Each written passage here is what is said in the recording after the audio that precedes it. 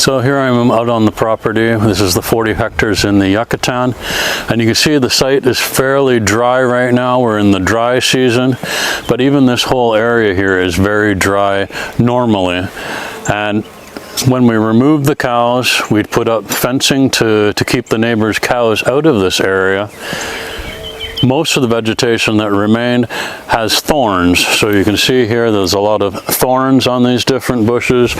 We even have it's very dry, so we have things like cactus, and most of these bushes in this area of the property, this is the front half of the property, which we haven't done a lot of active restoration on, and so whatever's here is basically what's regrown.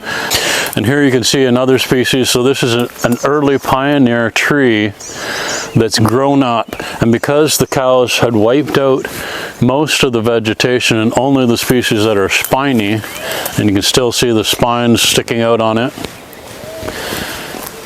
this early pioneer species has grown up very rapidly, but it only lasts about 10 years, and you can see it's already starting to die back. And so a lot of this area, the primary species have died back, but there's not a second growth coming up of the later successional species. This one is also a primary colonizer. It's a nitrogen fixer, but it again has large spines.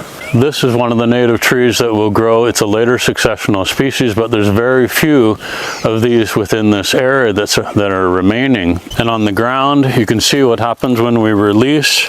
You know, there's a lot of rocks in the soil. So it's partially recovered, but it can't really go much further because there's not the seed bank here, and the cows have wiped out all the young seedlings. So what's happening is it's all turning into grassland right now. Some of the trees are mostly shrubby trees in this area, and we're allowing the natural regeneration to occur in this area because we're focusing on the back half. But you can see most of the organic matter is on the ground is grass, and slowly that will build up over time, and we're allowing that process to happen naturally on the front of the property. And when we have more time, we'll come in here and we'll plant back in a lot of the native species, and hopefully with this organic matter starting to build up on the ground, then it'll be a richer soil by the time we come in and start planting the trees. So in the back half of our property, we're doing our biological reserve. So we've been actively restoring this area of the property, and you can see that it's much darker in this area. The trees have started to come together and grow together, and they've limited the amount of light, so you're getting a lot more moisture being held in the soil, and it has this constant rain of leaves down that is fertilizing the soil, that's covering and armoring the soil. And then once you start building up the organic matter, it starts becoming more brown, and then you get fungal associations, and you get a healthy soil microbiome. And all that organic matter, suddenly you'll start seeing little funguses, little mushrooms popping up everywhere, and then you know that you've enriched the soil, and it's giving you signs that you're making progress. So you can see now we have a good herbaceous layer, and the amount of grasses that are there is reducing, so it's more herbaceous rather than grassy species. The light has been limited. We have a good shrub layer, we have medium trees, we have mid-height in the canopy, and then we have full-size trees. Most of these trees are smaller, they're still growing, but we're getting that canopy closure, which is really important for reducing the amount of light and starting to shift the ecosystem over to health. And one of the things that I really love about doing ecological restoration is the return of the animals, the different creatures that use these healthy habitats.